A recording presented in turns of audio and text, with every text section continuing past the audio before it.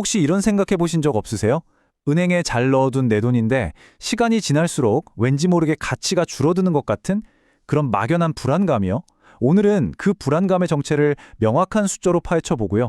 데이터를 통해 금이 어떻게 여러분의 자산을 지키는 과학적인 방패가 될 수 있는지 그 근거부터 구체적인 실행 방법까지 아주 명쾌하게 짚어드릴게요. 자, 오늘 우리가 함께 따라가 볼 여정은 이렇습니다. 먼저 우리도 모르는 사이에 자산 가치를 갉아먹고 있는 그 범인의 정체를 알아볼 거고요. 그리고 왜 금이 그 대안이 될 수 있는지, 또 어떤 과학적인 근거가 있는지 확실하게 확인해 보겠습니다. 이어서 가장 효율적으로 금에 투자하는 방법, 그리고 마지막으로는 모든 투자자가 반드시 경계해야 할 함정까지 차례대로 깊이 있게 들여다보겠습니다. 자, 첫 번째 이야기부터 시작해 볼까요? 많은 분들이 어렴풋이 느끼고는 있지만 정확히는 몰랐던 문제, 바로 은행 속 조용한 도둑의 정체를 밝혀보겠습니다. 제가 좀 직설적인 질문 하나 드려볼게요. 정말 열심히 일해서 모은 여러분의 예금이 사실은 여러분의 구매력을 조금씩 아주 조용히 갉아먹고 있을지도 모른다는 사실, 진지하게 한번 생각해 보셨나요? 그 비밀을 푸는 열쇠가 바로 실질금리라는 개념에 있습니다. 우리가 은행 앱에서 보고 좋아하는 그 이자율은 사실 명목금리일 뿐이에요. 진짜 중요한 건 미친 듯이 오르는 물가 상승률을 뺀 실질금리, 그러니까 내 돈의 실제 힘, 구매력이 얼마나 늘었는지를 보여주는 바로 이 숫자입니다.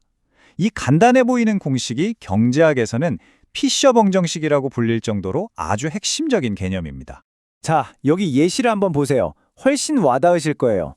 은행이 3% 이자를 줬다고 해도 같은 기간에 물가가 5%나 올랐다면 결국 내 돈의 실질적인 가치는 오히려 2% 줄어든 셈이죠. 이게 무슨 뜻일까요? 통장 잔고 숫자는 분명 늘었는데 작년에 100만 원으로 살 수 있던 걸 올해는 못 사게 되는 겁니다. 이게 바로 눈에 보이지 않는 구매력 손실이라는 겁니다. 아니, 그럼 이렇게 가만히 있어도 내 돈의 가치가 줄어드는 상황에서 우리는 대체 어떻게 자산을 지켜야 할까요?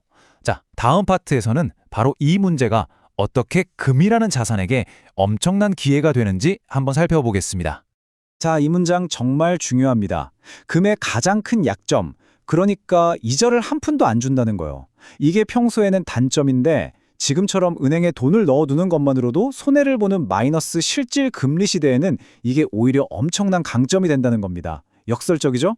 이 관계를 제대로 이해하려면 기회비용이라는 걸 알아야 해요. 어렵게 생각할 거 없고요. 아주 쉽게 말해서 내가 A를 선택했을 때 포기해야만 했던 B의 가치, 바로 그겁니다. 이 슬라이드를 보시면 그 시소광제가 한눈에 딱 들어옵니다. 자, 왼쪽부터 볼까요? 실질금리가 플러스일 때 은행에 돈만 넣어둬도 알아서 가치가 불어나는데 굳이 이자도 안 주는 금을 살 이유가 별로 없죠. 은행 예금이라는 확실한 수익을 포기해야 하니까 기회비용이 엄청 큰 거예요. 근데 오른쪽, 실질금리가 마이너스일 때는 어떨까요? 이제 상황이 완전히 달라집니다. 현금을 쥐고 있으면 손해가 확정이니까 차라리 가치라도 지켜주는 0% 수익률의 금이 훨씬 나은 선택이 되는 거죠. 금을 사느라 포기해야 할 게 거의 없어지는 겁니다.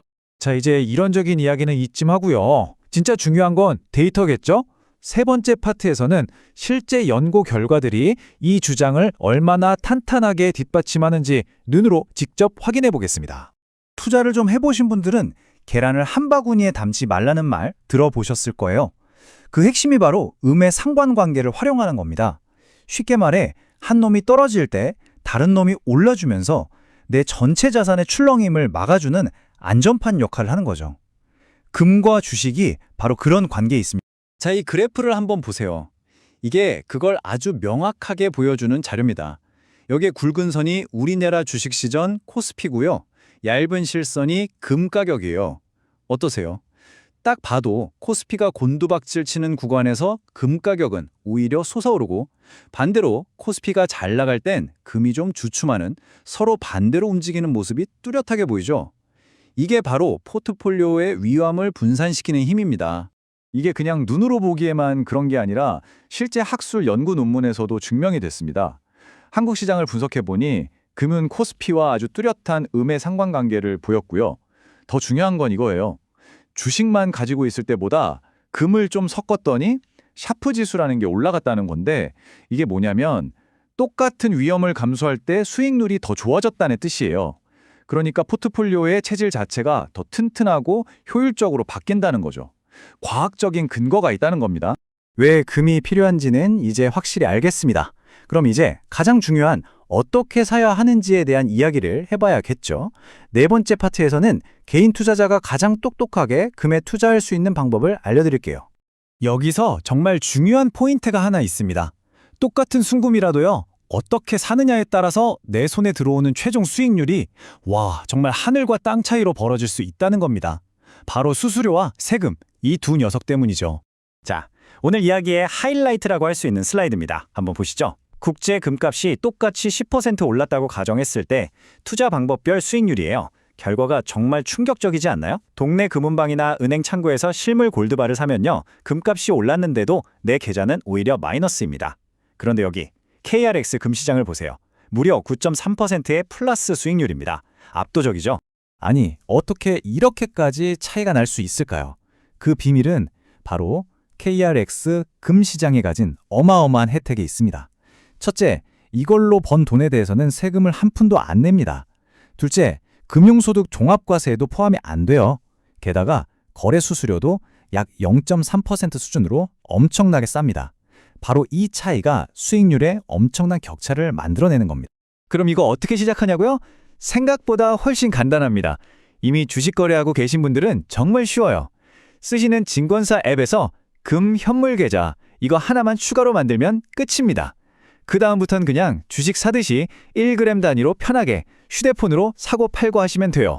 자, 이제 마지막 파트입니다. 어떻게 사야 하는지까지 알았으니 다 끝난 것 같지만 정말 중요한 교훈이 하나 남아 있습니다.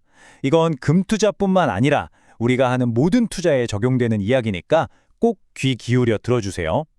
전략과 투기는 한 끗 차이라는 걸 보여주는 아주 좋은 사례입니다. 여러분, 김치 프리미엄이라는 말 들어보셨죠?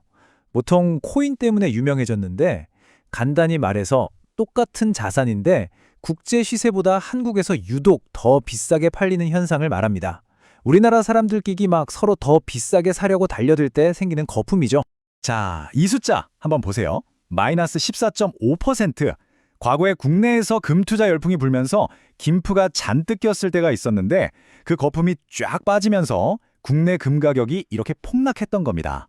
그런데 정말 놀라운 건 바로 다음 슬라이드에 있습니다. 보세요. 같은 기간 동안 금의 본질 가치를 나타내는 국제 금 시세는요, 거의 변동이 없었습니다. 마이너스 0.001%. 사실상 제자리 걸음이었던 거죠. 이게 뭘 의미할까요? 사람들이 금의 진짜 가치가 아니라 그냥 프리미엄이라는 허상, 그 거품을 쫓아서 투기적으로 달려들었다가 큰 손실을 봤다는 겁니다. 이건 정말 중요한 교훈이에요. 결국 전문가들도 똑같은 이야기를 합니다. 금은 단타 치려고 샀다 팔았다 하는 투기 상품이 절대 아니라는 거죠. 내 전체 자산 포트폴리오를 외부의 큰 충격으로부터 긴 호흡으로 지키는 전략적 자산, 바로 그런 관점으로 접근해야 한다는 겁니다. 자, 오늘 이야기 정리해볼까요? 우리는 먼저 은행 예금의 진짜 문제점을 진단했고요. 문제 제기. 그리고 실질 금리라는 과학적 근거를 통해서 금이 왜 중요한 방패가 되는지를 확인했습니다. 근거. 이어서 KRX 금시장이라는 가장 똑똑한 투자 방법까지 찾아냈고, 해결책. 마지막으로 김치 프리미엄의 함정을 피해서 장기적으로 접근해야 한다는 원칙, 전략까지 세웠습니다. 이제 모든 걸 알게 되셨으니 마지막으로 제 질문에 한번 답해보세요. 여러분의 소중한 돈, 그 진짜 가치를 지키기 위한 포트폴리오, 지금 제대로 준비되어 있으신가요?